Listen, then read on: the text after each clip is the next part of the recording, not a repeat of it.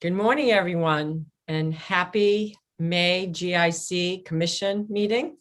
Hope everyone is enjoying some beautiful weather in the Boston area.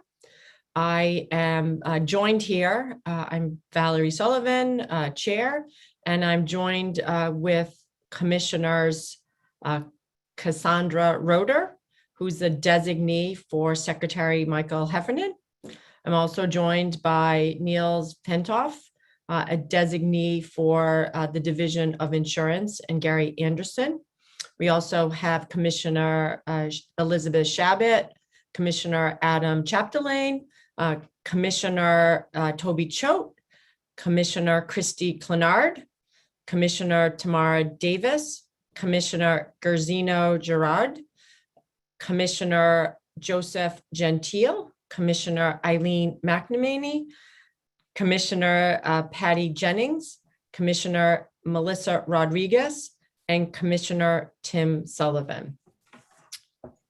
It's nice to have constituents, guests, and GIC staff on this video. And as a call to order, I will ask for a motion to approve our minutes from our April meeting. Madam Chair. Yes. We also have Vice Chair Kaplan. Oh, I'm so sorry, Vice Chair Kaplan. You are here, Vice Chair Bobby Kaplan. So thank you, Andrew. And then now at this point, I will entertain a motion to approve the minutes. And Bobby, are you not motioning? Because no, I am sorry. Then I was on mute. I muted again. Sorry. Yeah, so moved. Seconded. All righty. So at this point, I will turn it over to Andrew to take a roll call on votes. I vote yay. Thank you, Madam Chair. Vice Chair Kaplan. Yay. Designee Roeder. Yay. Designee Petoff. Yay. Commissioner Shabbat. Yes. Commissioner Chapdelaine. Sorry, I didn't hear that.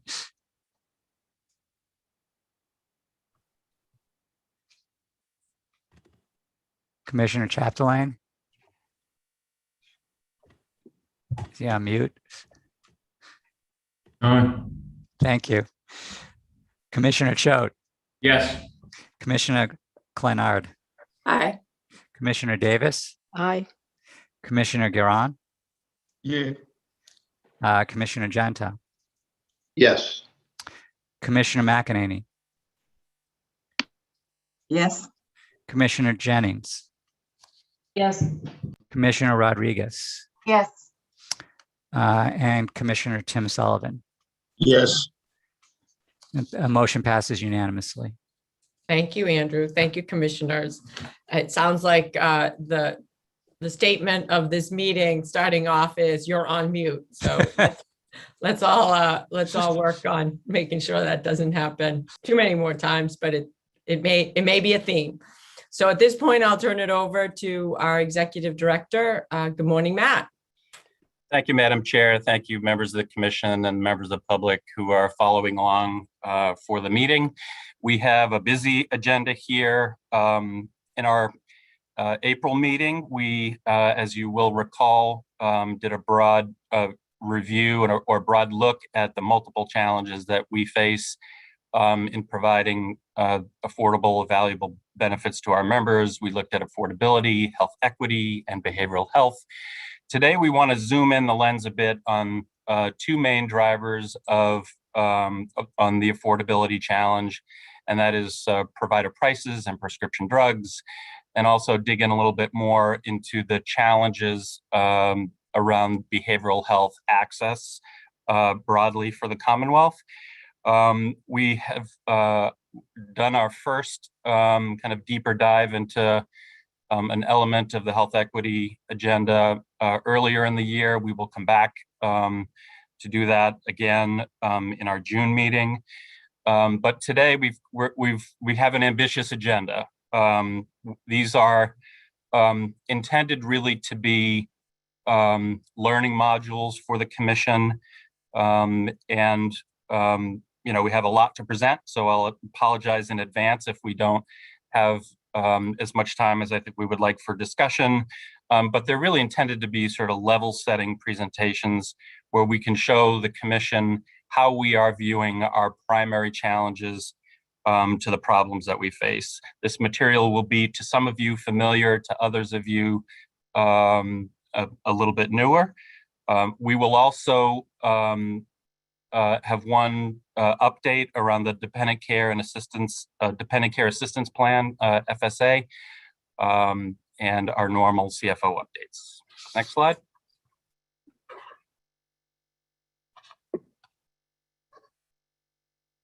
You go to the calendar, please. So as I noted, for the May meeting, we have those items listed here. In June, we'll be coming back for a full-on report out on the annual enrollment period. We'll have our colleagues at the Center for Health Information and Analysis and the Health Policy Commission to report on their annual cost trends. We would typically do this in the fall, but of course, all of that was delayed due to COVID. And as I mentioned, we'll come back and pick up where we left off on our diversity, equity, and inclusion agenda before we break for the summer and start up anew in September. Next slide. So we've got, as we have for the last few meetings, we provided a written executive director's report that'll come in, I think, especially handy today with all that we have to cover.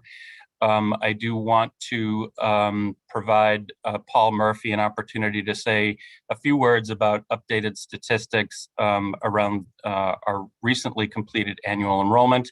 As commissioners likely know, we are not done processing all that came in during the annual enrollment period. That will run through the end of May, and that's why in June we'll have the full report. Turn it over to Paul. Thank you, Matt. As Matt said, we're in the middle of our annual enrollment. It has ended for members.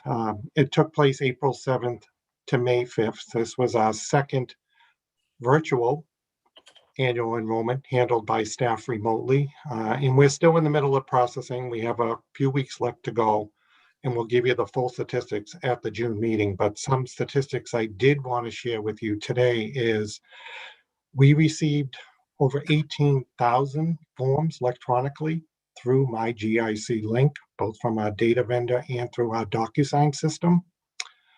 We handled 13,858 phone calls during annual enrollment, and we received over 1,500 requests through our online website contact form to respond to members. So those are the numbers we know today that come in from our members during the annual enrollment. But we will have the full annual enrollment report in June with all of the statistics with transfer. I do note one thing, that I do monitor the progress each day by staff. In one note, and it continues to be a trend, that people are coming out of our limited network plans. We're seeing a loss where people are coming out and going into the broader network. I think people's health needs change throughout the year, and this is their opportunity to, get more choices and pick a plan that suits them for the following year. So there is some trend coming out of the limited network plan, but again, we'll have the full statistics at the June meeting. Thank you, Paul. I don't want to miss this opportunity to acknowledge that this, and Paul's going to be mad at me for mentioning this probably, this is Paul's 35th annual enrollment at the GIC. His first one was in 1986. I think that is a round of applause. Paul and his team have been amazing. I never want to miss the opportunity to say that. They have a million other things going on. He and his team, Donna Wortman, his assistant, is just he's rock solid here, and we rely on him in so many ways to keep things running smoothly here. So thank you, Paul. Thank you, Matt. And I'm sure that there are so many members and constituents who really value that consistency and that stick with itness to ensure, especially when turning 65, I think the value that Paul and Donna and the entire GIC staff bring to people during a very confusing time is just remarkable. And, you know, that's one of the reasons that gets me so excited to be part of the commission, because the work is really meaningful to so many people in this state. Thank you, Madam Chair. For the sake of interest and efficiency here and moving into our busy agenda, I will just pause for questions if commissioners have any on remaining items on the agenda. Excuse me, on the executive director's report.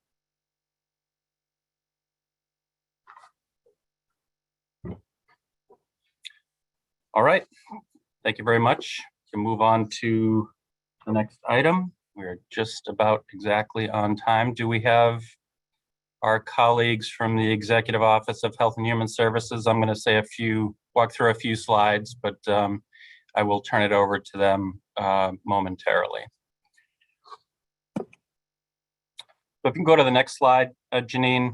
So this slide will look familiar to commissioners as we presented this as part of our engagement presentation at the April meeting.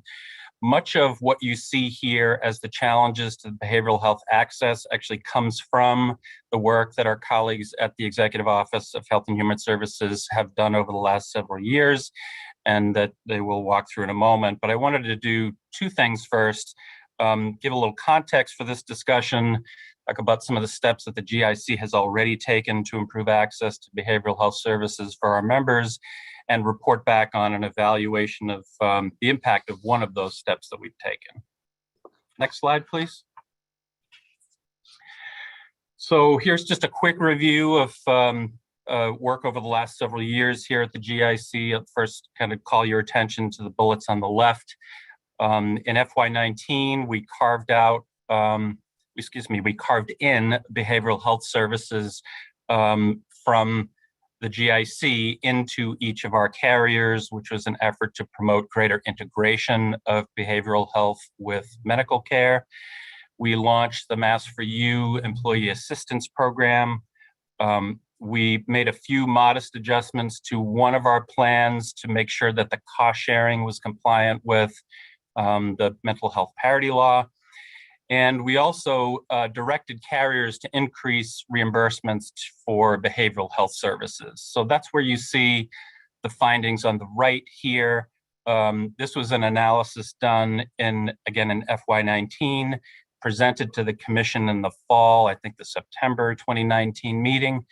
And what we found, so we did an analysis of the reimbursement rates of our 6 carriers for the most common behavioral health services. And what we found is that on average, our plans were paying slightly less than the Mass Health Medicaid fee schedule, which itself is, I think would be acknowledged as modest in itself. So that is what really led us, and through my predecessor and the commission, to direct the carriers to at least bring those rates up to Mass Health Medicaid rates. Next slide.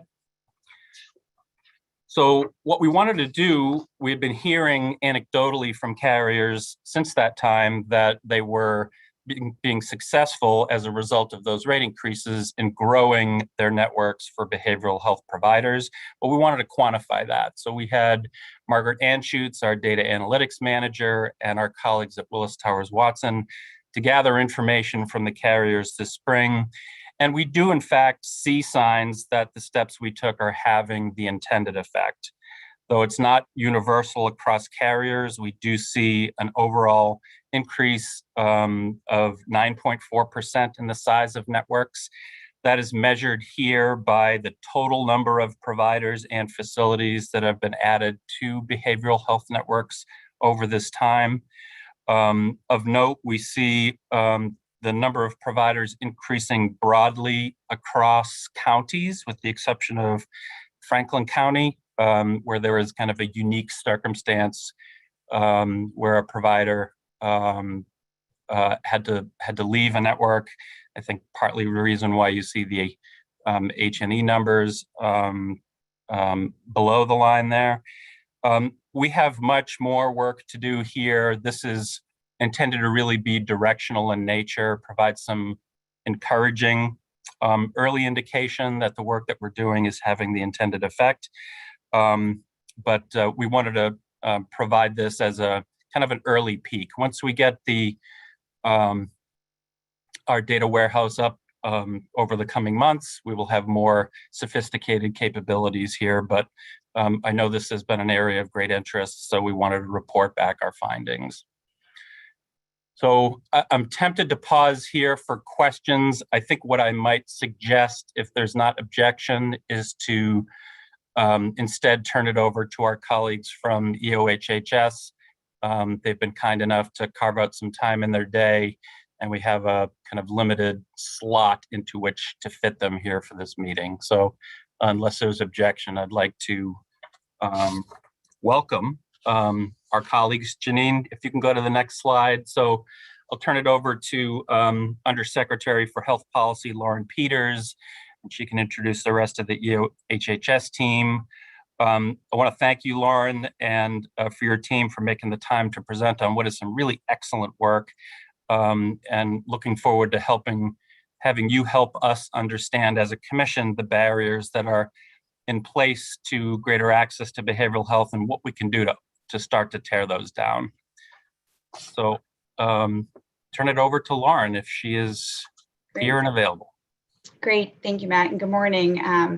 So as noted, my name is Lauren Peters, Undersecretary at Health and Human Services, and I'm joined today by my colleagues, Commissioner Brooke Doyle from the Department of Mental Health and Chris Hager, who's the Interim Chief of Behavioral Health at Mass Health.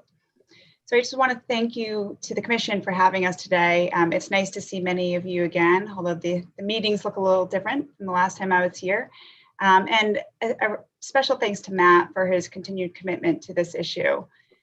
So we appreciate the opportunity to be here to provide an overview of the administration's behavioral health roadmap, which was announced earlier this year. And this is really a multi-year blueprint of reforms to expand access to appropriate treatment when and where it's needed.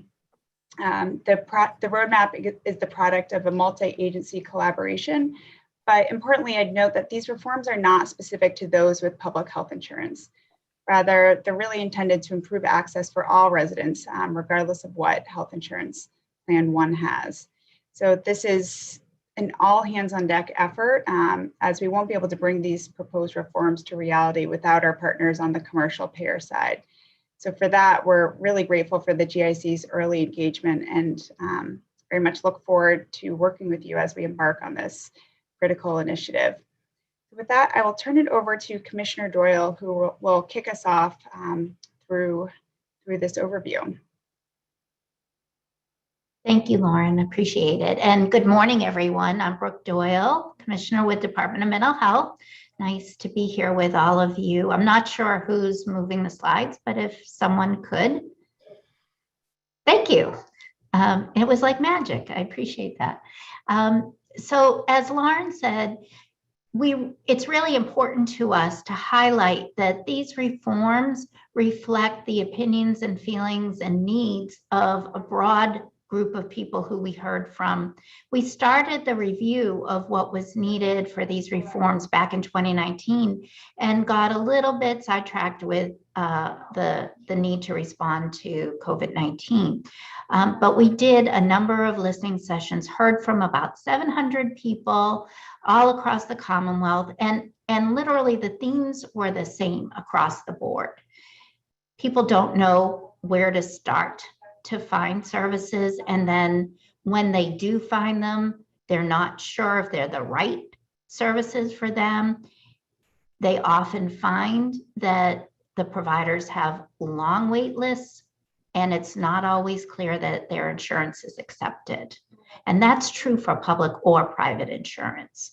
People then turn to emergency departments during a crisis because there's no effective system for immediate urgent care in the community. And that's going to become a key point of these reforms.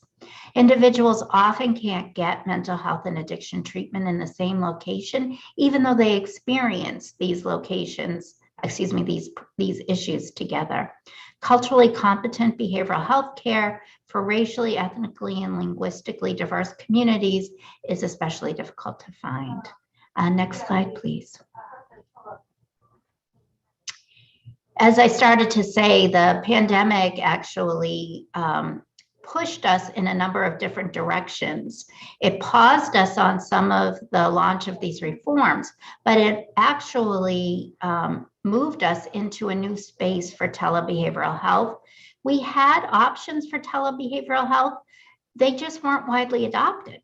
And then when the pandemic required us to adapt and adjust, the behavioral health providers pivoted literally on a dime, and people adapted to this new way of getting services as well.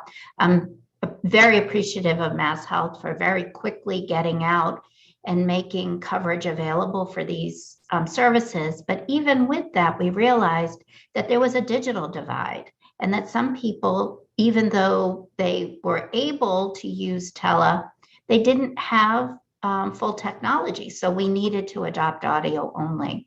And amongst Mass Health members, 75% of visits were happening via tele. And then some providers experienced up to 90% in tele. So that actually helped move us to getting it codified by the legislature, which we're also very grateful for. Next slide, please. So the reforms that we're proposing address those problem areas that were identified in the listening sessions. So critical reforms include a centralized front door to address how people access treatment. That first encounter is really important, and it can often be the difference between somebody connecting in with treatment or waiting again too long and ending up in crisis. So a centralized front door where anyone can call or text to get connected to mental health or addiction treatment or both. That front door isn't just information and referral, it's triage and navigation, meaning assistance with skilled people to help identify the right treatment, and then navigation to connecting with that right treatment, whether it's an emergency encounter, urgent help, or an appointment close to their community or home. That means readily available outpatient evaluation and treatment, including through primary care. Many people get mental health services through primary care, so the reforms that we're talking about strengthen the resources available in primary care through some new reimbursement strategies. Same-day evaluation and treatment, including evening and weekends. This is something we heard a lot about in the listening sessions. People, particularly families who have kids in school or that parents that are working, often can't go to appointments during regular business hours. This just isn't working for them. They need to have more flexibility. So these reforms call for that. And again, as I mentioned earlier, including the continuation of tele. What we're proposing is to create a new provider type throughout the Commonwealth called a Community Behavioral Health Center. This provider type will not replace providers that people may already have that are working well for them. These provider types will supplement the system that's already available and provide a more reliable, flexible approach to both access to these evaluation and treatment services, but also urgent care and a 24/7 community mobile crisis response. These are intended to be alternatives to the emergency department. Many people identified that they would prefer to get their behavioral health needs met outside of an emergency department when it's safe to do so. Emergency departments aren't going away, but much of what is being addressed through emergency departments today could be addressed in a community-based environment. And that works much more flexibly for people. and it allows them to get that right service. We also understand, and the pandemic really emphasized the urgency to address capacity issues with psychiatric and patient services. So we have been working with our hospital providers to expand the bed capacity, and we want to make sure that that's sustainable over time. Next slide, please. In order for these reforms to work, we recognized that we needed to meet diverse needs of people and advance health equity. There are many people who've not felt welcomed into behavioral health services, or who felt that the providers that they had access to didn't actually match or reflect their needs. And that means, again, expanding linguistic capacity, racial capacity, ethnic capacity, including ASL. We want to encourage more providers to accept insurance by reducing the administrative and payment barriers, broaden the insurance for behavioral health coverage, and that means expanding some of the titles that are covered to allow for certified peer specialists, recovery coaches, family partners, community health workers to help with the delivery of services where it's appropriate. We also understand that we need to expand the professional workforce to reflect diversity. And so we're proposing some targeted interventions to help strengthen that workforce. As I mentioned, these reforms do not disrupt existing provider relationships. They help expand access. In order to address these reforms, the Baker-Polito administration has already been investing $40 million to expand inpatient capacity. The governor's proposed FY22 budget includes $84 million plus $70 million from the SUD trust. And over the next 3 years, the public expenditure will increase over $200 million. But just to really stress the point that Lauren kicked off with, the success of this really relies in having pair-blind approaches to these reforms. And that's because people who have behavioral health needs don't just reflect the population that have public insurance, they reflect all of us. Next slide, please. So very briefly, system principles. Based on parity, achieving full parity, expanding provider networks. And Matt, I appreciate the work that the GIC has done to explore and evaluate how the provider networks are looking these days. And we want to make sure that that effort is across all payers, including Mass Health and private insurance. Expanding timely and urgent care. Integrating mental health into not just primary care, but making sure that there's fully integrated mental health and addiction treatment.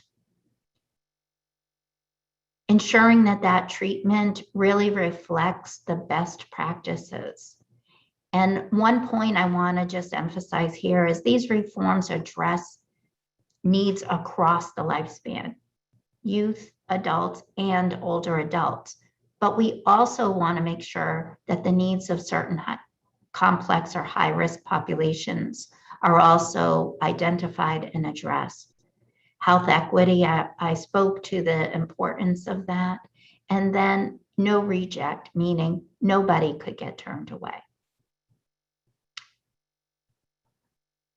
Okay, next slide, please. Chris, I believe you were going to jump in at this point. Thank you, Commissioner. Good morning, everyone. I'm sorry, Matt, did you okay. So good morning, Christy. This is Valerie. I just want to announce that Commissioner Anna Seneko has joined our meeting. So thank you. You may proceed. Thank you. Thank you. Very pleased to be here before all of you today, such important leaders in innovation and coverage in the Commonwealth. And I will won't repeat the remarks of my colleagues, Undersecretary Peters and Commissioner Doyle, about how much we appreciate the partnership. This is as you've just heard the commissioner go through, a sort of summary of the components of the behavioral health roadmap. This is a graphic that depicts the components that are sort of the structural supports for access to outpatient behavioral health care, and then also the actual types of treatment services that we are strengthening and expecting in our outpatient behavioral health system. Next slide, please. So a bit more detail on each of the components that you heard a summary overview from the commissioner on. And I do want to say at this point, really to one thing logistically, these slides are posted on the mass.gov/BH roadmap website. So you'll know they're available there. And any updates about any new materials, frequently asked questions, which will be updated on a regular basis, are there as well. I also want to remind at this point, as was already mentioned, this the development of the roadmap and the multi-years of implementation of it has really been an interagency effort, and it will be an interagency effort to implement as well, and indeed intersecretary. We're working with our colleagues in the Executive Office of Labor and Workforce Development, Division of Insurance, and others, and want you to be assured this is really being coordinated and aligned with other initiatives across the Executive Office of Health and Human Services as well. So as the roadmap describes what is a continuum of services, so from prevention right through to aftercare and recovery, you'll see these components as parts of that continuum of services. I'll start with the centralized front door to treatment. So as the commissioner already mentioned, and I won't need to go into too much more detail, but this really is a central place for those who don't already have a regular source of access for outpatient services. This will be a centralized phone line, hopefully with chat capacity as well, that will provide not just real-time clinical triage and service navigation in multiple languages, but also the opportunity to connect directly with the appropriate services and to enter that continuum of care. Next slide, please. So as the commissioner mentioned, one of the real cornerstones of the behavioral health roadmap is the new additional provider type of community behavioral health centers. Again, seeking to build upon those resources and provider networks that already exist in the community, the Community Behavioral Health Center will be a key entry point for timely assessment and connection to behavioral health treatment. It's going to be that place where same-day assessment, access to rapid, urgent care is available, and will also be expected to provide services across the lifespan, from children and youth through to older adults. Ultimately, we anticipate also this is intended to have coverage across the Commonwealth. So it won't be just parts of the Commonwealth, but rather every geographic region. And the roadmap and through important tools such as the new provider type of community behavioral health center seeks to integrate and to move us further, advancing further the integration, not just of primary care and behavioral health, but also importantly, as also was mentioned, the integration of mental health and addiction treatment. Too often co-occurring, yet access to treatment and for those conditions, not always in the same place, not even always the same building. The community behavioral health centers will be required to provide not just mental health, but also addiction treatment services and access to those services. We'll soon release a request for information on the financial structure and funding structure of the community behavioral health centers. And that information will be posted on that website as well. We're looking at developing more of an encounter bundle that would recognize not just the range of services that will be provided in the community behavioral health centers, but also the range of staffing needs and team-based care.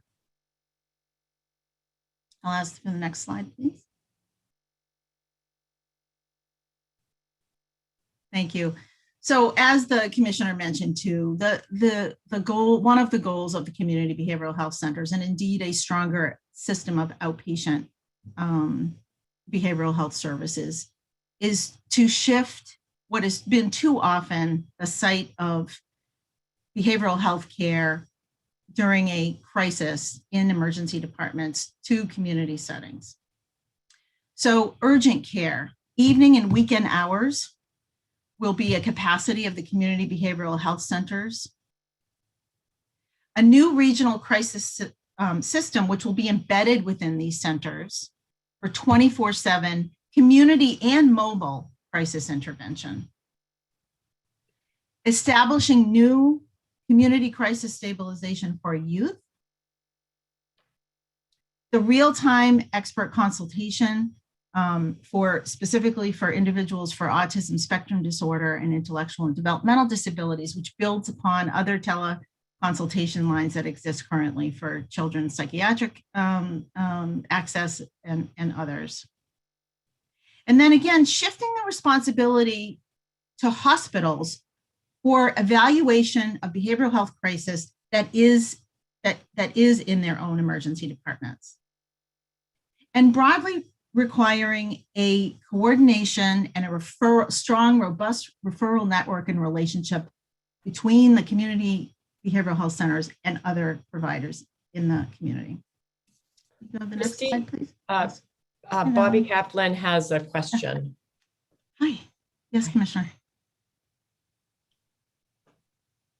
I have a couple of questions, actually. I was going to wait until you finish with the presentation and ask for questions. I didn't want to interrupt. I just had my hand up early, so I could be first. That's all.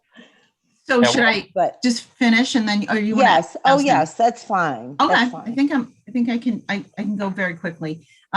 This is our first time opportunity to share this with you. We hope it won't be the last. And I want to make sure I get to questions that you have now too. Please, next slide. Importantly, I want to mention advancing health equity. So all of this has a lens of health equity to it. It's not just diversifying the workforce, which is a focus of this. We recognize that we are creating new paths to access, and that is going to require creativity in developing and strengthening the behavioral health workforce we have now. The ability to accommodate in multiple languages, and this includes ASL. This was a very strong theme in the statewide listening sessions that we heard with respect to some challenges. Just so the folks are aware, so a little bit of a technical term, administrative services only, this self-insured accounts like the GIC. Just want to make sure everyone gets that.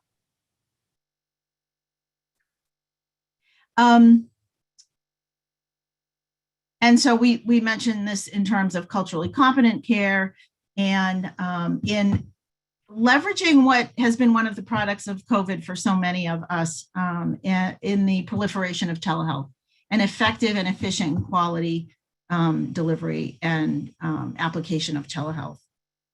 Go on, please. So this I wanted to make sure we had a chance to land on. This will be so familiar to you. I think this is where we have a synthesis of where some of the greatest opportunities are for us to work with the commercial insurance market, the private payers and private insurance market. So standardized credentialing, we want to build on and maximize the effectiveness of where there have been some in the commercial market, standardized credentialing processes to make it easier for providers to be mass health providers.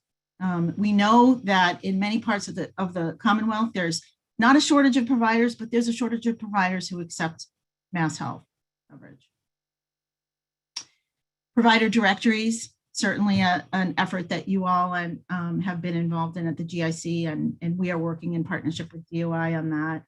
Maximizing the application of telebehavioral health, strengthening workforce diversity as well as competency, and supporting the development of a workforce, and then expanding Mass Health coverage to include new provider types that have existed but not reimbursed by Mass Health, as you see here. I know we want to have reserve a few moments for questions, so I'll defer to you, Madam Chair, to. No, thank you. Thank you, Christy. Nice presentation, very encouraging. I love the work that you're doing. I know, Eileen, you have your hand up, so do you want to go ahead and ask your question? I think Commissioner Sure, but I think Bobby Kaplan was in front of me. Oh my goodness. I'm so sorry. Bobby, I invited you to ask a question earlier and I didn't hear your answer. So go ahead.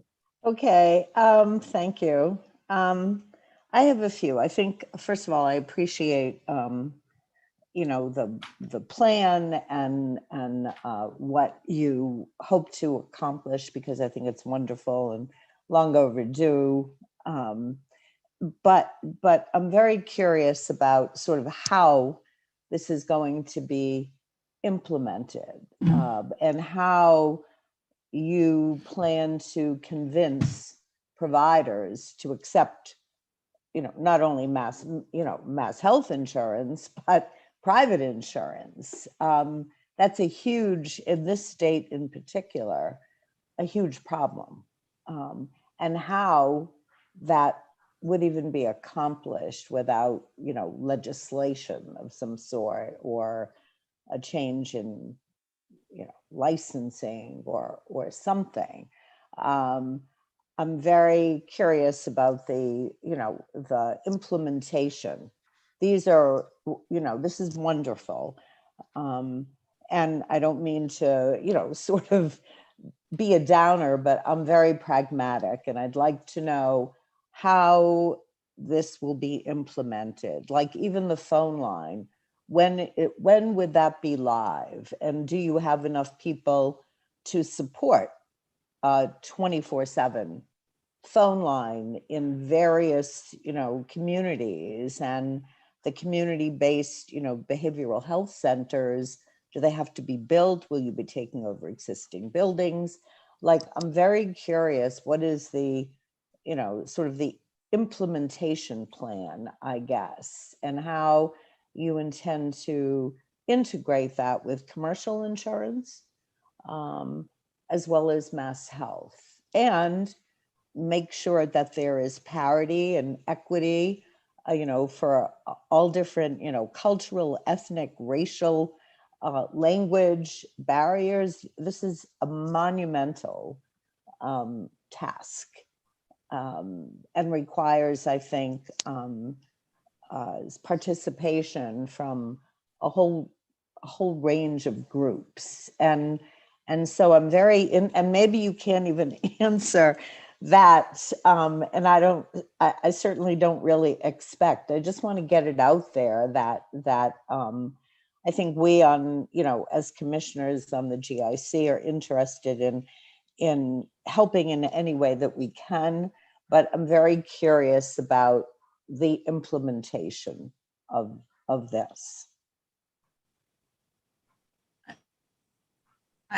I can't see Undersecretary Peters or Commissioner Doyle, and I don't know if you want to start to answer that. Can I just ask, while you do, if you do, could you please advance the slide? I think the next one is the timeline. Okay, perfect. This is really, I think, illustrates that this is a multi-year roadmap and expected to be implemented over phases. I also want to say just briefly, and again, I can't see Commissioner Undersecretary. Just jump in if you want to speak. It's also the case that this package, as presented in the roadmap, is achievable with the administrative authority that the interagency offices have at the EOHHS agencies have. It is likely it builds on legislation already enacted. It may be that over the course of the implementation, there'll be opportunities for legislative change that align with this and that support it. But it actually is designed to maximize and really leverage the administrative authority of the agencies right now. But I want to also just acknowledge, Commissioner Kaplan, your points are very well taken, and it will require all stakeholders to be engaged. It's all hands on deck, not just within the administration, but also with our partners in the private and elsewhere in the public sector.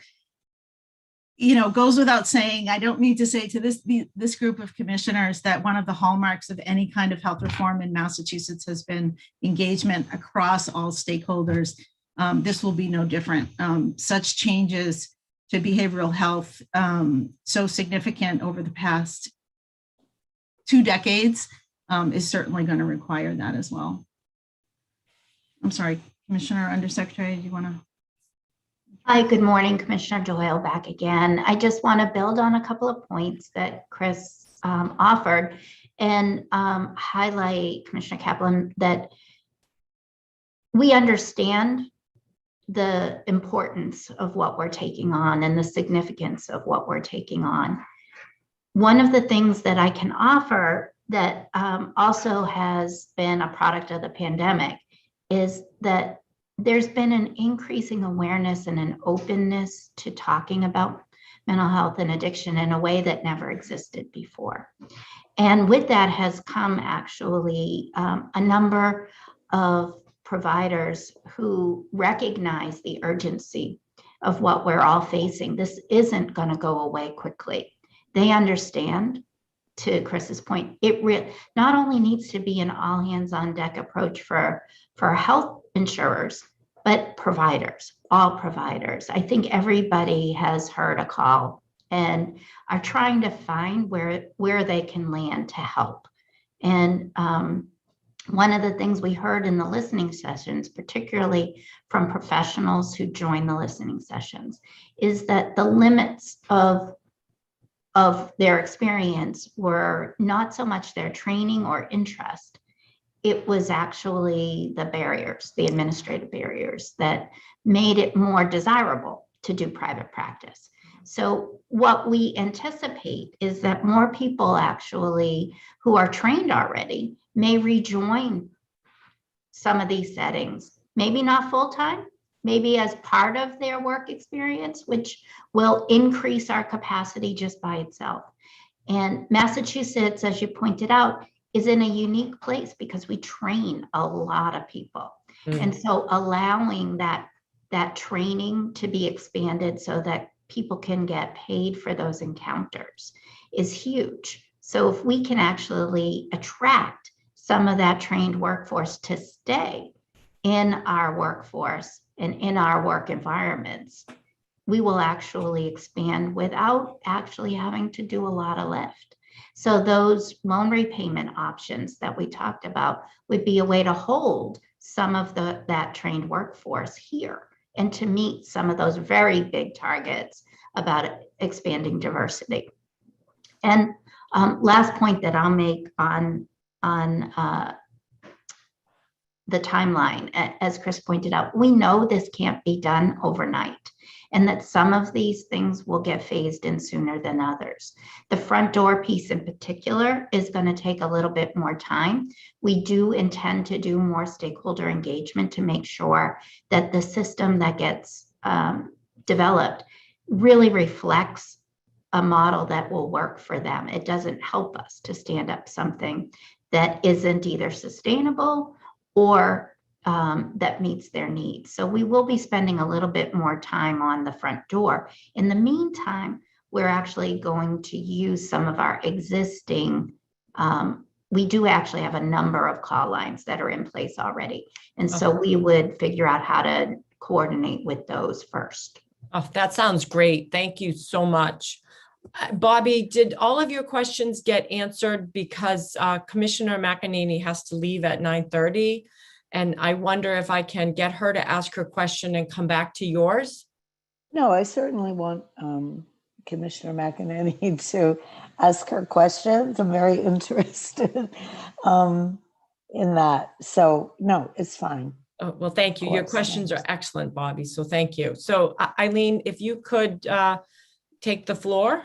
All right, thank you, Madam Chair. I appreciate you letting me go out of turn. And thank you to all of the presenters. It is a, it looks like it's a Herculean effort to stand this up, and so appreciate what you've done so far, and count us in to be helpful because it's just so much needed. My question had to do, so my question was very similar to Bobby's, but I'll table that and instead ask, one of my concerns is that behavioral health and mental health is segregated from overall and physical health. And so by standing up these behavioral centers, how will we ensure that, that it's integrated with health rather than further compartmentalized? That's a good question. Christy, do you want to go ahead, or Lauren, or Commissioner Doyle? Christy, do you want to take that? Sure, I'm happy to start. I'm happy to start. That actually gives, thank you for that question, Commissioner McEnany. That gives us the opportunity to be provide a little bit more detail on what integration is contemplated to look like under the behavioral health roadmap. We're actually seeking to, and this is another theme, which is we're aligning this effort also with the development of the next Medicaid 1115 waiver, which will be effective in 23. A number of initiatives that are that can be leveraged here, and one is the opportunity to integrate better into primary care practices the capacity for behavioral health evaluation and treatment. But through the community behavioral health centers, there would also be the expectation that there would be a primary care component capacity here, so that they would have the relation, they would either have within their four walls or through close affiliated networks, the capacity to integrate in a single continuum of services for their patients. And again, one of the things the roadmap importantly addresses is that the emphasis on continuum of services, so that when one moves from different levels of care, whether it's different levels of behavioral health care, but also from primary care to behavioral health care needs, that they are kept within the same provider relationships. So the effort here really is to co-locate and to integrate the not just the care, but the provider types. So the community behavioral health centers, so-called behavioral health centers, would also have the capacity for primary care, and at the same time, strengthening the capacity and expectations of primary care practices to integrate behavioral health care. But it's a very important aspect of this, and you're very right to ask that question. And this is an opportunity really to push us and to push the system in ways with tools that we perhaps haven't had in the past to be able to strengthen that requirement. Thank you. And my only comment, I'm glad you're thinking about the integration. I'm thinking on a more granular level. So if someone has a primary care physician through a network currently, but they're in crisis, they call this behavioral health community center. The point of it is they can be evaluated and seen right away, which I think is what you're saying. My question is that may not be their primary care physician ordinarily. So what's the handoff to make sure that whoever they deal with communicates with the PCP, so that their medical record reflects that, so that it's not every time you're in crisis you have to start all over. I mean, that was kind of what I was thinking about. Thank you. And again, detail that we could mention, which is care coordination, and we didn't say the words. It is a very essential piece of this. And part of what the roadmap seeks to do is to meet patients where they are and to meet members where they are. Some will access even behavioral health services first through their primary care. Some will seek to go first to a behavioral health provider, or that may be their primary source of care generally. There will be a requirement and expectations through payment policy, through contractual requirements for there to be care coordination across their providers, across multiple behavioral health providers and across and between behavioral health and primary care. Thanks. I knew you had thought about it. I just didn't hear you mention it. Thank you. Specifically. Thanks. Sure. Thanks for letting us mention it. Bobby, are there other questions, or I'll move on to Anna? Oh, no, you can move on. That's Okay. fine. Thanks. So Anna, go ahead. Floor is yours. Thank you. So this is really interesting. I think in particular, the fact that this is, you're able to implement this entirely under administrative authority is really, really interesting. And the question I had was around sort of how you're going to track progress on these goals. Do you have a plan for that yet? Go ahead, Christy. Sure. Thank you. Thank you, Madam Chair. We actually are, as we have been developing the components, all of the different policy components, have been mindful about evaluation all along the way. So there are going to be multiple ways for as many multiple components as you can see on this timeline. And I often, when we display it, say it's not meant for you to probably be able to read every word on this, but part of the point is how much there is here as part of the roadmap. But there will be multiple ways that we'll be evaluating, tracking, monitoring along the way, and building in the expectation that there may have to be some revision along the way as well, which will be important to make sure that we're not just on track, but maximizing the potential of this. And I think that's one of the strengths of the composition of the roadmap. The only other point that I would add to that is that some of the metrics, I think, are things that are highly visible to all of us. So reducing wait times, for example, and reducing burdens on people who are in EDs, so that if, some people might be able to get their needs met outside of an ED, but show up at ED. So if we can actually divert more from EDs and reduce wait times into access, literally just those very visible metrics will show really early progress. And if we just track on those while we're developing the measures to ensure that the types of interventions that we're offering are delivering the sustained improvements that we're talking about. But I do think that there are going to be some very visible early metrics that we will be able to track on. That's great. Other questions? I think, Madam Chair, we're about 10 minutes over time. Unless there's a real pressing question, what I might do is just wrap here and we can transition to the next item. I think that sounds fine. I think our group is moving on. Terrific. Well, thank you. And thank you to Undersecretary Peters, who had to drop off, Commissioner Doyle and Director Hager for presenting, for your the collaborative approach that we're taking together. Commissioners should know that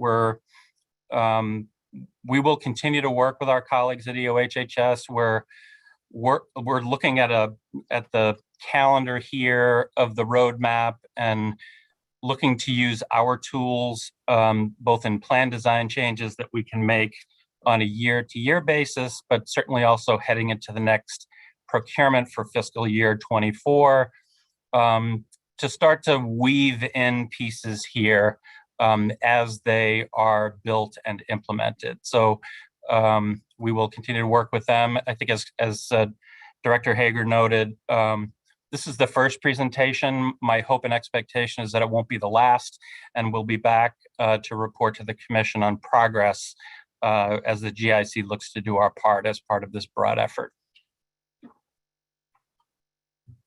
Thank you all. We really appreciate the opportunity to present to you today and look forward to future opportunities. Have a nice day. Yeah, Thank Thank you. Commissioner. Yeah, Bye-bye. bye-bye. All right, we're a little bit behind schedule, but not too bad. I thought it was important to allow some of that follow-up. But if we can move to the dependent care slides. So there were, as folks noted, there are a number of other slides in HHS deck that are really intended to be a resource for folks to read through and think about outside of the meeting. So thank you. So on to agenda item number 4 here. We have COVID-related changes in federal law that recently came into effect related to dependent care assistance programs, in particular our DCAP FSA. So I'm hoping this can be relatively quick so that we can move on to digging into our cost drivers, but want to spend a little bit of time on this. Next slide, please. So this is a reminder that the GIC offers both a health FSA and a dependent care FSA. Both of these are largely governed by the Federal Internal Revenue Code. And for the DCAP program, it allows enrollees to set aside money out of their paycheck pre-tax to pay for childcare, preschool programs, after school, summer camp, and care for adult elders. The enrollment, as you can see here, has been fairly modest. We have a little more than 1,800 members in our soon to expire fiscal year 21. I think we're seeing a similar additional decline in fiscal 22. A lot of that, I think, driven by the changes in COVID. So I just wanted to start there. I do want to just also briefly mention that there is a commuter savings account administered by the same vendor that we use, which is Benefit Strategies, but it's really run out of the comptroller's office, not by the GIC. So I know there's been some concerns raised about that program, but that's not within the purview of the GIC. Next slide. So I'll just be very brief here. These funds, these FSA funds, are use it or lose it money. And there was a good deal of concern that due to COVID-19 shutdowns of many of these types of programs, that enrollees could be at risk of losing those funds through no fault of their own. So the federal government took action. Congress passed a number of pieces of legislation to address this risk. They sort of fall into 3 categories. One is allowing individuals to make changes to their FSA contribution amounts for any reason during plan years that end in 2021, which would be our fiscal year 2021. Typically, those have to happen only for qualifying events, but there was additional flexibility afforded here. They allowed for extended grace periods so that people could have more time to spend down their accrued balances. And then somewhat oddly, I would say they also allow plan sponsors to allow employees to increase their contributions to the FSA, but only for calendar year 2021. So that would raise that contribution limit from the current $5,000 up to $10,500. Next slide. So GIC has already taken advantage of a number of these areas of flexibility allowed under the law. We took the step to extend the grace period for fiscal year 2020. That's ended last July. We extended it for the full amount allowed under the law through the end of June 2021, so next month. We also, as allowed, relaxed those qualifying event requirements and allowed members to change their contribution amounts during the course of the year. I'm happy to say that many members did actually do that. And we've continued to monitor the balances of that our enrollees have in these accounts. And I'm pleased to say that, with about 6 weeks left in the fiscal year. Most members have spent down considerably their balances. Next slide. So we took a very close look at the possibility of allowing members to increase their contributions, but based on what we know at this point, don't really feel comfortable proceeding with that element of the flexibility. First of all, the GIC runs our DCAP FSA program on the state fiscal year from July 1 to June 30. And this allowance being limited only to calendar year 2021 really raised a variety of different kinds of complexities that concerned us. So our assessment is that there's a substantial risk that members will choose to increase their contributions were we to allow that, and then could be at risk of attempting to use those dollars beyond the end of the calendar year, which would leave them with some potentially with some tax complications and tax liabilities that they were not planning for. So if that were to happen, or if we were, despite our best efforts, not able to implement these changes in a way that was in accordance with the laws and guidance, the guidance we just got last week or so, there's a risk that we could run afoul of our compliance requirements with federal law. Adopting a mid-year election change, potentially doing that right on the heels of an annual enrollment period where people just signed up for the plan, introduces just not only administrative complexity for us, probably through something like a special enrollment period, but really more than anything, our fear is just that doing so would really create a lot of confusion for our members, where we have extended grace periods from a prior year, we have overlapping with a current year, fiscal year, and now for part of the fiscal year, allowing greater contributions. It just didn't seem likely that we were going to be able to do this in a way that didn't just create a whole lot of confusion. Next slide, please. So what we wanted to do today was to inform the commission that after reviewing all of these options, we're proceeding as follows, and we're really approaching this the way we've approached it from the beginning. We want to take every step that we can to mitigate the risk that members forfeit funds from their FSA through no fault of their own. So we will extend the grace period for fiscal year 2021, which would normally be 2.5 months, right through the end of the calendar year, so a full 6 months.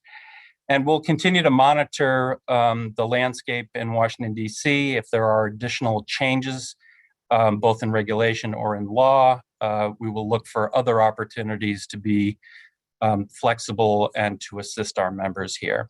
There are a number of bills actually in Congress that are being considered that would extend the DCAP higher contribution limits for, beyond just the calendar year, which would certainly make us rethink that. But this is where we are today, and there's no vote required of the commission for us to do this. We can do this administratively, but we wanted to inform the commission about kind of where we landed and how we're viewing things. So I'll pause there, and sorry if I went through it a little quickly, but I'm happy to take questions or listen to feedback.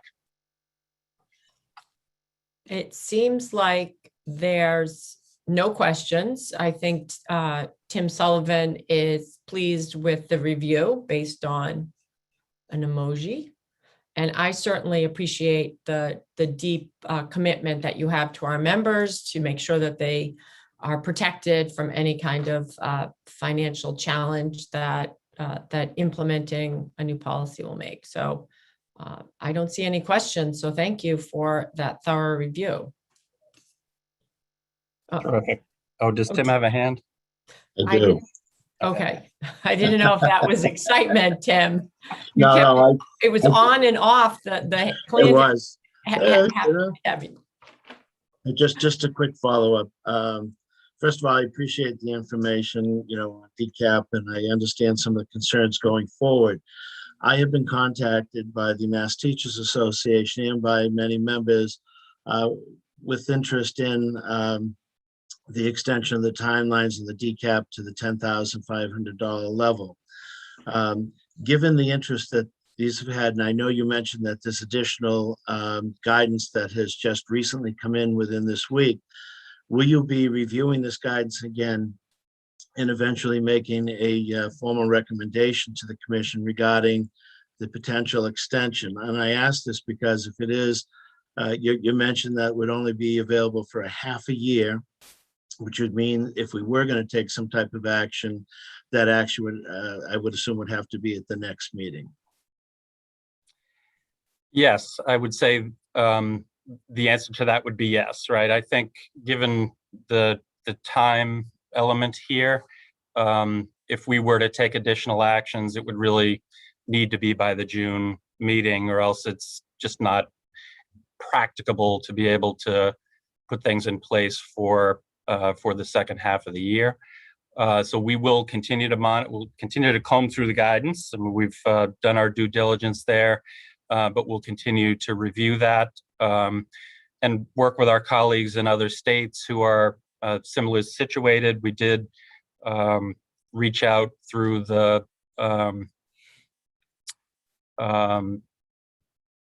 I'm blanking on the name of the organization. We've done our due diligence to see how other states are viewing this, who are similarly situated. So there are a group of us who will continue to monitor this. And as I said, if there's any additional guidance that comes from the feds in that interim period or a change in law, we would certainly come back to the commission with more information and perhaps recommendations for us to proceed. Okay. Thank you. Thank you, Tim. I don't see any other questions up, so you may move on, Matt. Thank you. All right. Thank you, commissioners. Thank you, Madam Chair. So we've got about 45 minutes left, and I think that may give us an opportunity to get through both our provider prices and prescription drug presentation. I think that would require giving a little bit of short shrift, as we sometimes do, to the CFO's report, but Jim can give us a headline or two towards the end of the meeting. So let me just tee this up a little bit. So when we went through the exercise in January, February, March of reviewing plan design and approving rates for our fiscal 22 plans, commissioners will recall that Vince Kane from Willis Towers Watson noted, as he does many times and has before, that it's really rising prices charged for healthcare services rather than any increase in utilization for those services that continues to be the main driver of rising premiums for the GIC and elsewhere. So we wanted to take some time to dig into this issue a little bit and discuss why this is the case and what it means for our members. As I noted earlier, we will have the Health Policy Commission and Center for Health Information and Analysis in June. I suspect they will touch on a number of these same topics. But part of our intent is to focus on the specific cost drivers that we will really need to grapple with in a meaningful way, particularly through the coming procurement, in order to provide real sustainable, affordable benefits to our members. So with that, I'm going to turn it over to Margaret Anschutz, our manager for healthcare analytics, who's done a tremendous amount of work to sort of help pull this deck together. And even before being at the GIC, has been doing a lot of work on this particular set of issues. So we have an in-house expert on it, and I'll turn it over to Margaret. Great. Thank you, Matt, and good morning, everyone. Could we move to the next slide, please? Thanks. All right, I'm going to provide an overview of some of the market dynamics driving healthcare costs. This is a pretty complicated discussion, so I like to ground it in a relatively simple equation. total healthcare costs equal price times utilization. So the price of the service times how many times it's utilized. So that's what we're talking about when we're talking about total healthcare costs. So to understand what's driving total healthcare costs, let's talk separately about what contributes to price and what contributes to utilization increases. On the price side of the equation, we have first and foremost market leverage. This is the factor that really drives provider price increases during rate negotiations. So think of the insurers and providers sitting across the table from each other, negotiating provider rates for the next contract year. The providers with the most market leverage are able to extract the highest rates from insurers. So what factors contribute to that market leverage? You can see it here on the slide. It's about provider consolidation. So what that means is the more doctors and hospitals a provider organization negotiates on behalf of, the greater their leverage is. It's also about geography, and it's about brand reputation. If a provider organization can convince the public that it needs to have access to its hospitals, the public needs that access, then that perception will be used as leverage in negotiations as well. Finally, price increases, I'd be remiss if I didn't mention that they are also driven a bit by innovation in medical advances, but the main story here on the price side is really market leverage. So moving to the utilization side of the equation, it's important to distinguish between provider-driven utilization and patient-driven utilization. Patients are the ones seeking healthcare, but when they enter the healthcare system, many providers are still operating under a fee-for-service model, which rewards high volume of services. Medicine largely is a fixed cost business, and incentives are high to use on-site purchased technology such as MRI machines. A hospital pays once for the MRI machine, that's the fixed cost, and then breaks into the black as utilization increases. So that's the provider-driven utilization. On the patient side, what drives utilization up is direct-to-patient marketing. Think of that as the pharmaceutical commercials you see on TV. These commercials drive patients to request certain drugs, and this drives utilization of that drug. Margaret, I also think we're seeing more direct-to-patient marketing by hospitals and physician groups and quite frankly, lawyers. But that's for another conversation. Absolutely. I get mailings regularly from hospitals, provider organizations. I didn't mean to limit that to pharmaceuticals, but that's certainly what comes to my mind first. All right, next slide, please. All right, having established that, I have this slide that shows national data. These are very famous graphs from the Healthcare Cost Institute that show the change in spending in healthcare between 2014 and 2018. It's broken out by service category, so that's inpatient costs, outpatient costs, professional services, which was like your office visits, and prescription drugs. The graph on the right is the increase in total spending by those service categories. And you can see that's dramatic. But what I love about this graph is the graph on the left. And if you focus your attention there, you can see that prices are shown in the solid lines towards the top of the graph, and utilization is shown in the dotted lines towards the bottom of the graph. As you can see, the solid lines are much steeper than the dotted lines. So this indicates that prices are rising at a much faster rate than utilization.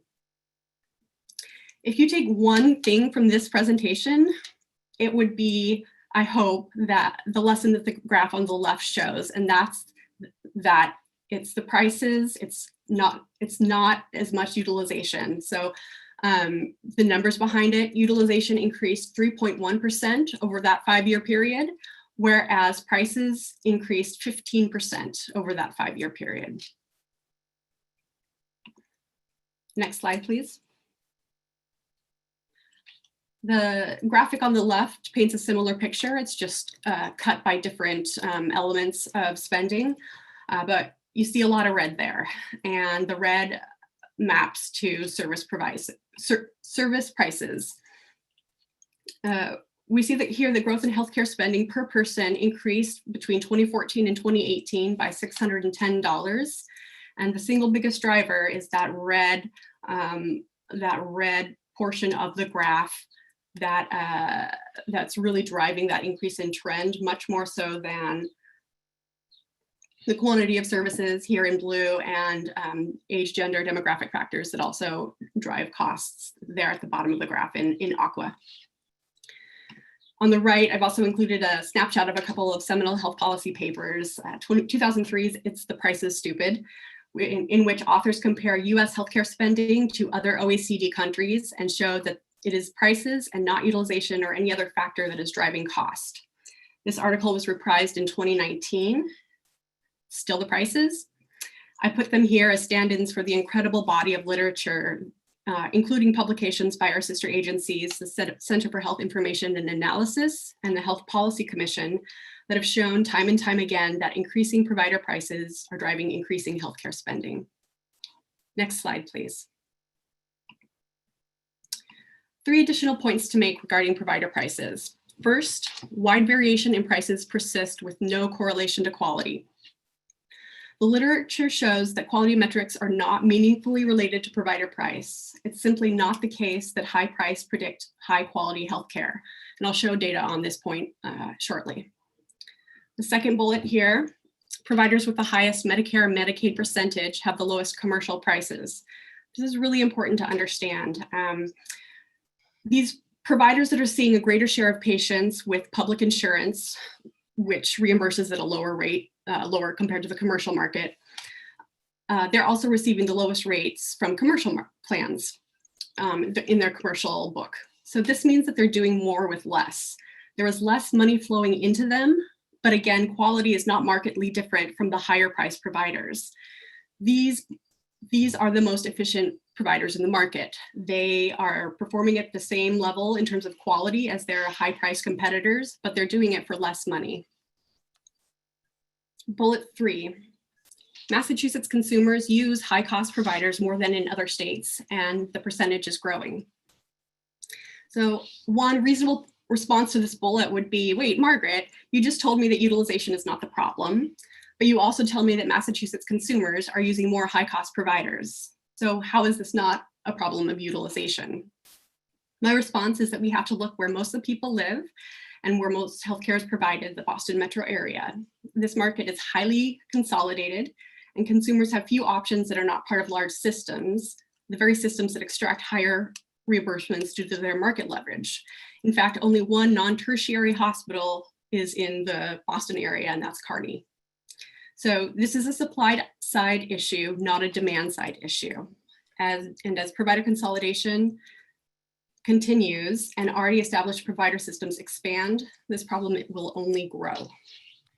Before we move off this slide, I do just want to chime in briefly and say that these are, this is an area where Massachusetts, again, has been an innovator among states through the establishment of the Health Policy Commission and Center for Health Information and Analysis. So we now have a decade of data that demonstrate the findings that, and others, but certainly the ones that we show on the slide here. These are now no longer points of contention. These are known, demonstrated, data-driven facts that we and others have to grapple with. That's right, and I think we'll probably hear more from Chia and the HPC on these points when they come in at the next meeting. Next slide, please. Okay, the next 3 slides I will move through pretty quickly. There's a lot going on with them, but there are a couple of points I want to make. These 3 slides are examples of how prices vary, and what I want you to take away is that no matter how you slice the data, there is a wide distribution of prices across the Massachusetts market. This particular slide shows inpatient rates across Massachusetts as a percentage of Medicare. On the left is Lawrence General Hospital, whose aggregate inpatient rate is 150% of Medicare, whereas all the way on the right is Mass General, whose aggregate inpatient rate is 290% of Medicare. That's an almost 2-fold difference between the lowest and highest paid hospitals. Next slide, please. There's a lot going on here, so first I want to orient you to this slide. What we're looking at here is how much hospitals are reimbursed across all of the insurers that they contract with relative to the Massachusetts market average, which is represented at 1.0, or the solid yellow line across the graph. Hospital systems are listed at the bottom of the slide in columns, and each hospital in a system is represented by a circle. Okay, the size of the circle represents the market share of that hospital. So the larger the circle, the greater the market share. And the circle's relative position above or below that 1.0 line shows where the hospital's prices fall in relation to the market. Okay, that was a lot. So I think it's a little bit easier to understand what I'm trying to say here, what this graph is trying to demonstrate if we take an example. So I'm going to call your attention to the partners system in the middle of the graph. You see the two largest circles on the slide fall in this partners health system. And this indicates that these hospitals have the highest market share. These two hospitals are also both reimbursed substantially above the market average. So what this is showing here is that the market share of inpatient services at these hospitals is high, and these two hospitals have very high prices. Again, the point I'm making here is the high proportion of Massachusetts consumers use these high cost providers. Next slide, please. This slide was pulled from the Commonwealth's website that shows healthcare prices for certain shoppable procedures. Here we're looking at 2015 data on the price of an endoscopy at 3 hospitals in the same area. I'm showing you this data because it's procedure specific. So I think it's a little more meaningful to some people than just aggregate inpatient relative rates. So if you're looking for an endoscopy in the Boston area, and you're interested in how price varies, here's just a snapshot reading from left to right. We've got Brigham and Women's, $2,472, Newton Wellesley, $1,748, and Mount Auburn, $1,462. Striking variation. Next slide, please. Thanks. So here's the quality data that I promised you. This data was collected and reported by Leapfrog Group, and this is national data. The hospitals are split into one of 3 buckets based on their relative price, with the least expensive hospitals on the left and the most expensive hospitals on the right. The bars of color represent the grade that the hospitals received in each of these buckets. These quality grades do not diverge enough to be able to say that lower priced hospitals provide worse or better care than the medium or high priced hospitals. Yes, we see a slightly more A grades, that dark blue at the top, in the highest priced hospital category than the other 2 buckets, but it's not enough of a difference to draw correlations between price and quality scores. Hey, Margaret. Yes. How does Leapfrog compile the grade? Is it qualitative feedback from patients? Is it quantitative in terms of death rates or? Yeah, I believe it's quantitative process measures, outcome measures collected from I think it's collected nationally. It's not. I don't think it's patient experience data. Okay, so would you argue based on this graph that there are 5 percentage points between A grade from the highest and the lowest? Yeah. But the middle looks like it's the same as the lowest. I think the middle is maybe 2.5% more A's, but yeah, and so keep in mind there are a bunch of hospitals in each of these buckets, and it's just the proportion of the hospitals in these buckets that are receiving these grades.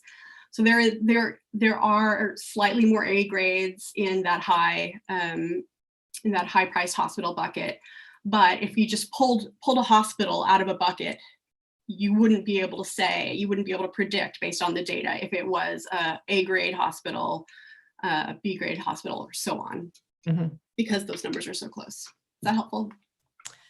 It is. It is. Thank you. Okay.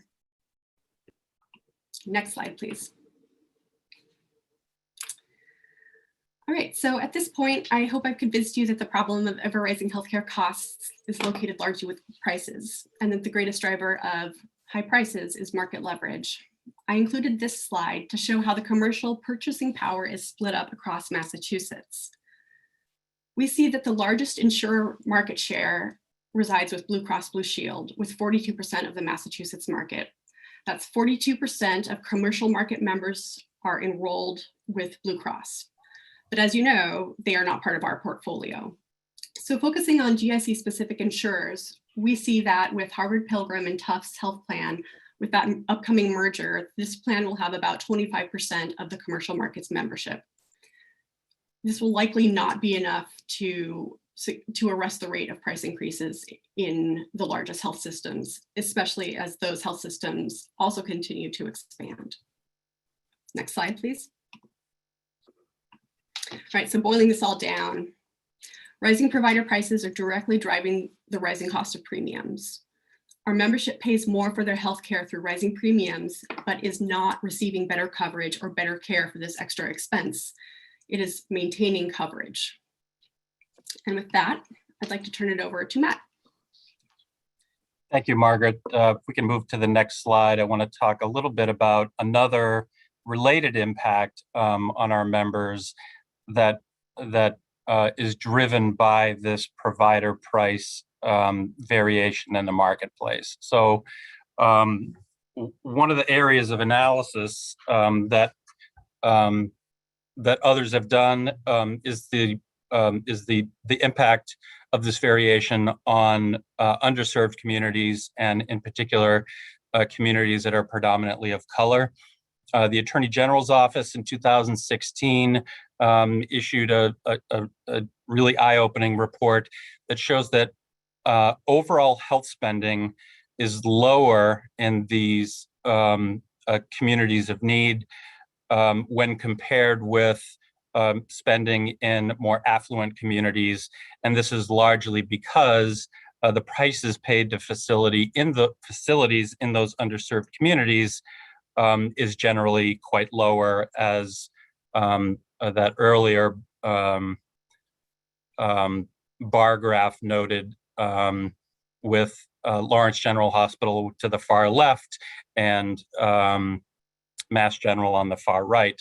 So if you can imagine a GIC member that's living in the Lawrence area, getting healthcare services at Lawrence General Hospital or Greater Lawrence Community Health Center, the prices paid to those facilities is markedly less than a member who's living in Wellesley and getting their care at Newton Wellesley Hospital, part of the Mass General Brigham system.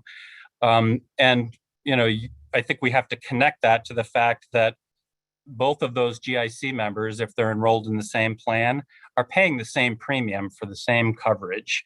But by virtue of where they live and where they get their care, the prices that are paid for their services, and therefore the overall spend for those services, is a good deal less. So there is a degree of subsidization here that one could certainly describe as regressive. I think the Attorney General, in issuing the report, referred to it as the reverse Robin Hood effect here. And we have another slide that sort of makes the point in a slightly different way. Next slide. So this, again, looking at income. This is data from both the Kaiser Family Foundation and the US Census. So this is national data. The findings, I don't think will surprise anyone, but from an equity perspective, I think should trouble us. On the left-hand side, we have a graph that describes the families in the bottom 40% of family income. And on the right, we have families in the top 5% of family income. The orange bars here show the amount of family income over this time period of 1999 to 2017, left to right. And the blue bars show the amount of money dedicated to paying health insurance premiums. So as I think this slide pretty clearly demonstrates, low-income families devote a much higher share of their income on health insurance, and that share of income over this time period is growing. I think this slide is important for three reasons, which I'll touch on briefly. One, it's an example of the many dimensions of the impact of provider price variation that we and others have to face. Number two, it illustrates the importance of having our own race and ethnicity data, as we talked about in prior meetings, so that we can understand issues like this and how they impact our members more fully. And I think it also, thirdly, demonstrates that our health equity agenda really is not something that will exist off in its own separate silo, but instead will be a lens through which we can view and work on all of our strategic challenges. Next slide, please. So this is the last slide before we sort of wrap it up and sum it up. I don't want to spend a lot of time on this slide, but there have been a number of strategies implemented by different actors in the marketplace, both here in Massachusetts and elsewhere. Broad market oversight, of course, we have with the Health Policy Commission and Center for Health Information and Analysis that tracks our overall spend as a state and compares it to a benchmark that we've determined is a kind of reasonable growth and cost trend. And they also review transactions, mergers and acquisitions in the marketplace to determine whether they move us towards greater affordability or less affordability, and a more vibrant and competitive market or less. Second, we have here consumer incentives, tools, and information. I think these will be familiar with all of us, whether it's a higher deductible health plan or tiered networks or limited networks. Certainly those have been tried out broadly in the market by purchasers. The GIC has implemented a number of those as well. Thirdly, here we have alternative payment methods. Again, the Commonwealth has stated as a policy objective broadly that they want to see healthcare paid for less on a fee-for-service basis and more on broader risk type arrangements. Again, the GIC here as well has worked with carriers to try to encourage the adoption of alternative payment methods. Some purchasers have taken steps to directly constrain provider prices. This is certainly the case with public purchases like Medicare and Medicaid, who set specific fee schedules. But other states have also been experimenting here, the most notable of which I think is, and maybe more familiar to folks, is the state of Maryland that has a specific rate setting capability. But we also see state purchasers like the GIC who are doing similar work. So our colleagues in Montana have taken the step of actually negotiating directly with provider systems on prices and benchmarking them as a percentage of Medicare. So some interesting ways to get at this. The legislature here in Massachusetts there have been a number of proposals over the last 8 or 10 years to address provider price variation. So that is certainly in the policy discussion. Of course, the GIC, we proposed and considered a consolidation of our health plans to allow the plan that we do have to have significantly more leverage, as Margaret noted in the slide above. That will have some significant limitations in the ability to address this issue. And I think we're all familiar with the plan design features that we've attempted to put in place, where we've had a slightly lower copay for someone who needs ambulatory surgery if they go to a freestanding facility, which tend to be less expensive. They'll pay a lesser copay than they would if they go to a hospital-based surgical center. So there's a number of attempts to get at this issue, and yet here we are still today, acknowledging that provider prices continue to be the primary driver of rising healthcare costs. So next slide, and we'll sort of wrap this portion of the presentation up. So key takeaways, number one, it's been widely documented now across the country and no more so here than in Massachusetts, that provider prices vary widely and it doesn't necessarily yield greater quality for our members. Number two, it's high and rising provider prices rather than how much healthcare services we use. That's the main driver of increasing costs and therefore premiums. Number three, there's a social justice and equity dimension of this issue that we need to be very mindful of. I think it adds additional urgency in my mind that we have some meaningful strategies to address this. And that, fourth here, strategies have been attempted with mixed success. So that is where we wanted to go with provider prices, kind of lay the groundwork for you all. This and prescription drugs will really be the biggest nut for us to try to crack. So I want to pause there. I know we're at 10:13, so we may not get entirely through the prescription drug presentation, which is okay, but I do want to stop here and take questions or observations. This is an issue like behavioral health. We will continue to be back to the commission to discuss further, but I'll stop there. Yeah, thanks, Matt. Bobby, I see your hand is up. Yep, thanks.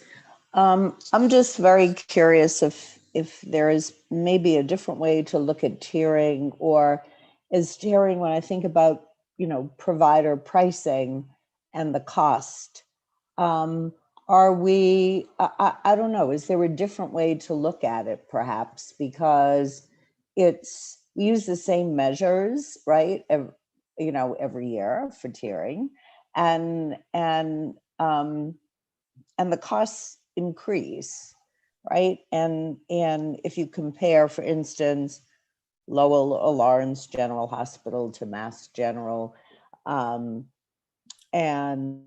you look at the tiering, right? Lawrence General Hospital is lower tiered, right, than Mass General.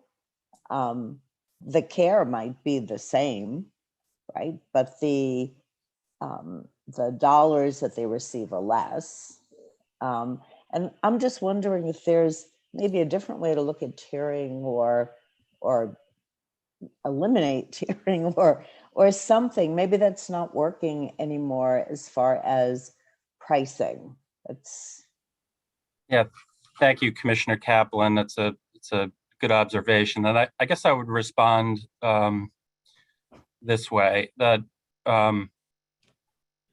among the strategies that I noted that have been attempted, and of course tiering is in that category, we've attempted a number of measures there,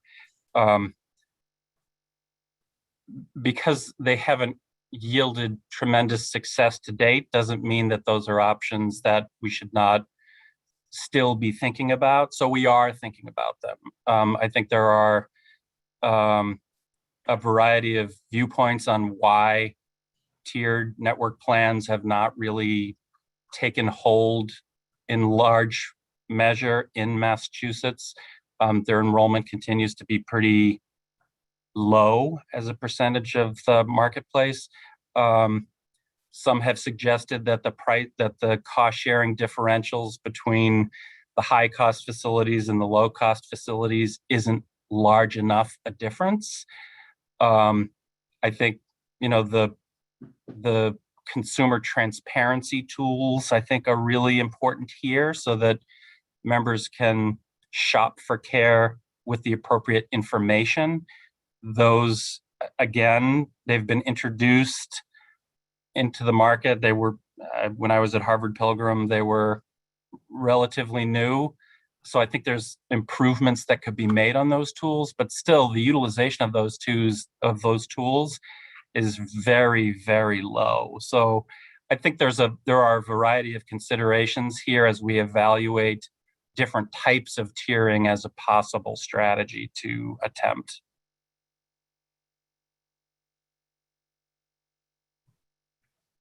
Thank you.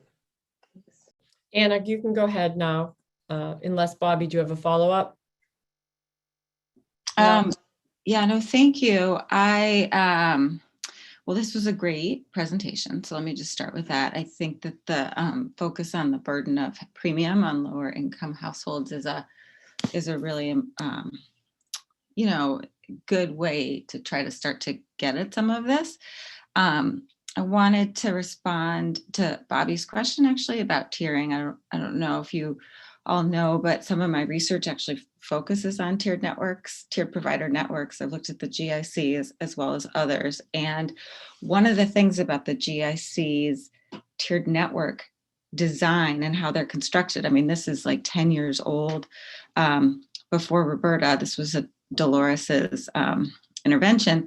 They actually don't consider price variation when they do the tiering.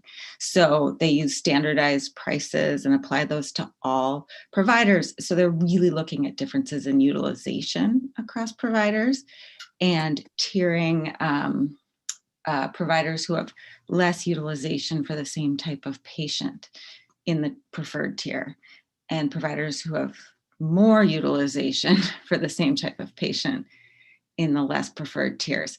So there actually isn't a reward in there for choosing a lower priced place. So I think, if that makes sense, so I think that that might be something to think about going forward, is how to use benefit design to try to help to sort of share the savings really with the members if they choose a lower price system or PCP or group or something like that. No, that's helpful. Thank you. Thanks, And Anna. just want to thank Commissioner Seneko for raising that. I should have mentioned you in my response. She's been tremendously helpful to us. Her research has yielded some really helpful insights as we evaluate past measures that we've taken and point us in the direction of taking slightly different approaches to it. So thank you. Yeah, I would just add one other thing, which is the current work we're doing is to look at access to preferred versus non-preferred providers by income. And so we can talk further about that over the next few months. Nice. That's great. What a great resource. Thanks, Anna. Hey, Christy, I see you have your hand up. Thanks, Valerie.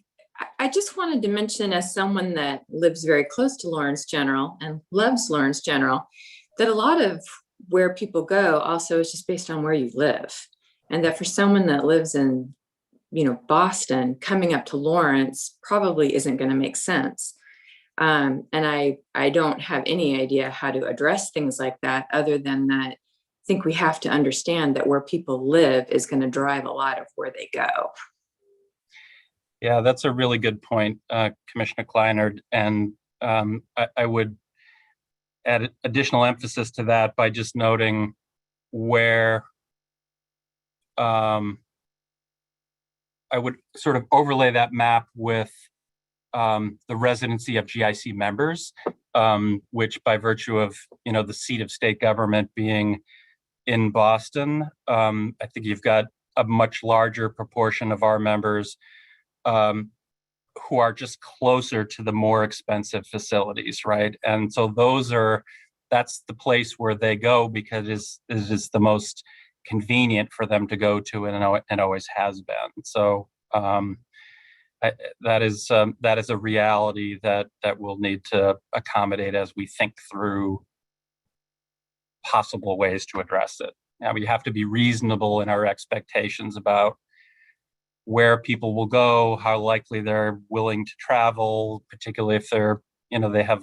longstanding clinical relationships with providers in the hospitals that are closest to them. There's a disruption analysis, I think, there that would be an important element of our evaluation. That's great. Hey, Patty, I see your hand is up. Go ahead. So thank you. Yeah, I just wanted to make a quick comment that just like seeing these slides and thinking back earlier to the open enrollment presentation and Paul's observation that we see a clear trend of GIC members moving away from smaller network plans. And so I'm glad that in these slides, we're sort of taking a look at our own strategies as a commission and how they tie back to this larger problem. And without really having the information to look at, I sort of feel as though it suggests that there just isn't enough value in the pricing structure of those narrow network plans to make people start trending the other way. Just an observation, and again, I haven't really looked at it to see, but I have to believe that from a consumer perspective, if we are clearly seeing a trend of people moving to the larger network plans, there's something in our strategy or contribution strategy or whatever it may be that isn't driving the outcome that we want. So just something to think about. Yeah, it's a great observation. Thank you, Commissioner Jennings. Yeah, I don't see any other questions, Matt. I mean, for me, I feel like this information is helpful and I love that it's data-driven. There's also some of the same themes that have been coming up for many, many years. So it definitely is a pattern that is not exactly new. And I look forward to the time when we can actually make progress in supporting our members in light of these market dynamics. Thank you, Madam Chair. And I will note to that point, as I've noted before, that as we're able to bring on our new data analytic capability through our new vendor with Milliman, we'll be dealing with a lot more sophisticated types of data to understand all of this in more detail. That will inform our preparation for the next procurement. So as I think you've noted, so we're 6 minutes to the end. So can I just add one more comment? Yes, please. Of course. Sorry, I just wanted to say that there is precedent in the market for employers to offer sort of different levels of premium contributions based on wages, based on employee wages. And I'd be happy to share some of that information with the GIC if you're interested. Thank you, Commissioner. As with some of the strategies that we will contemplate over the months ahead, some are more complex than others. I would certainly put that into the more complex side of the ledger, just because those contribution strategies that are available to typical private sector purchasers are not available to us in the same way. Many of them established in state statute. And that's not to say that state statutes can't change, but some of the things that we will evaluate as strategies will be more in our control. Others will be less in our control, but it doesn't mean that we will leave aside those that are a little more complicated.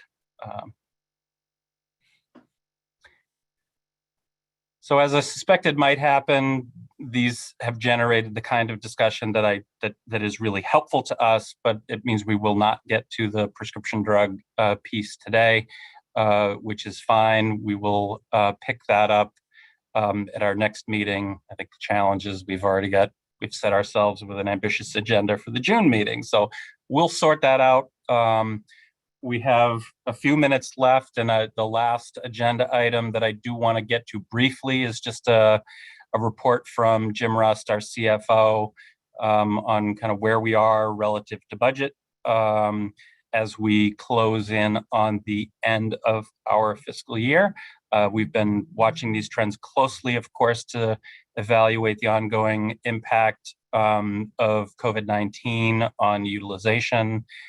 So with that, I'll turn it over to Jim for a few quick highlights. Hi, everyone. You have this information in your packet, so I won't actually go through the slides. Ginny, can we go forward? I'll just sit on one here. Two more, please. One. One more, sorry. Thanks. So let's just sit here for a second. So the punchline is we had spending higher in April than we forecast. We expected it to be a low month. It was a lower month, but not as low as we expected.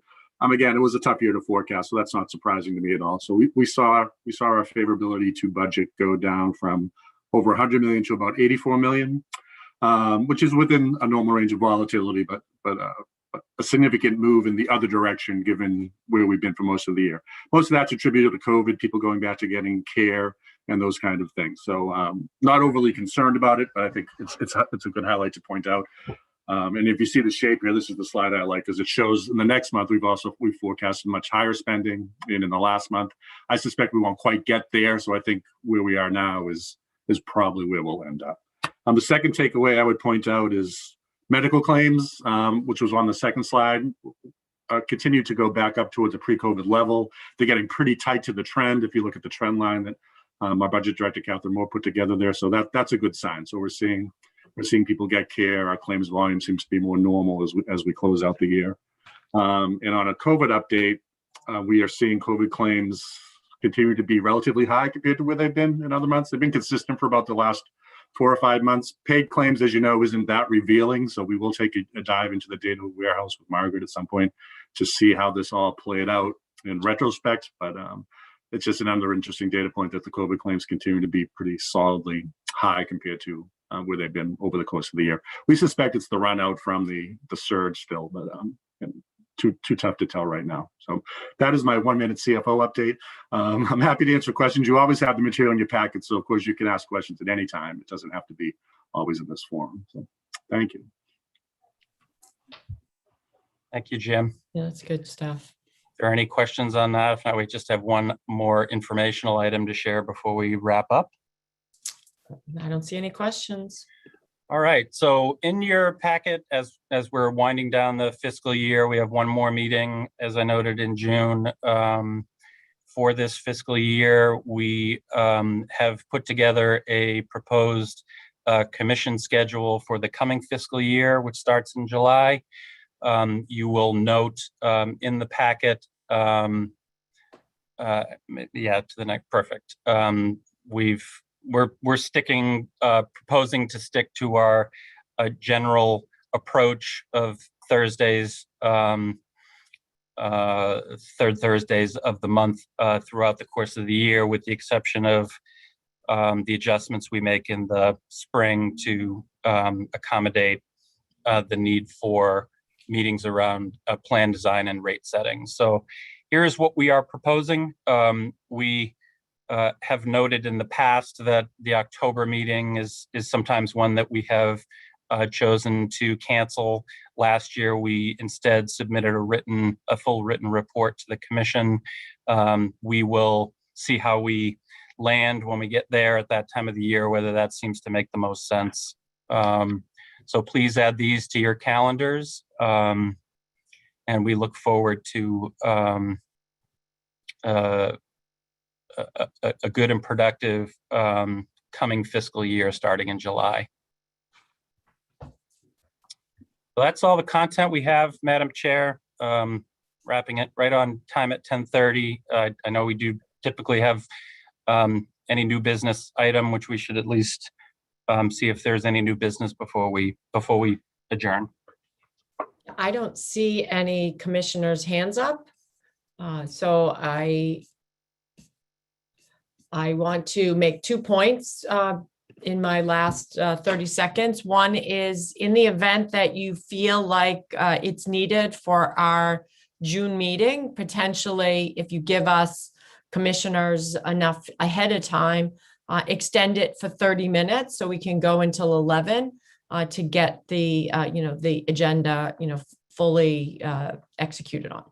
And then my second point is, I really appreciated our continued focus on mental health and bringing in colleagues from HHS. So thank you for that. It was mentioned that the stigma of mental health might be lifting. I do see it. I think all of us see it, but I would encourage us each to nudge ourselves along to continue to expand on bringing mental health issues, out of the shame show, because it's only going to help all of us, as a community and as a commission. So let's keep talking about it. And, thank you, Matt, for your leadership in bringing this forward, because many commissioners share my concern that that we need to help our constituents, our whole community in better mental health. So at this point, I am using my power to call the meeting adjourned, and we'll see you next month. Thanks, everyone.